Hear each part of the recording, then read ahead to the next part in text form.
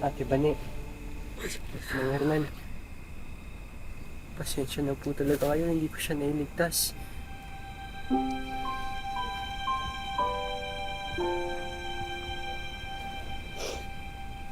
Benji, hindi mo kasalanan na. Ginawa mo naman lahat para mailigtas siya. Kasi Neneng, kung ano na pong ginawa sa akin ng mga demonyong yun.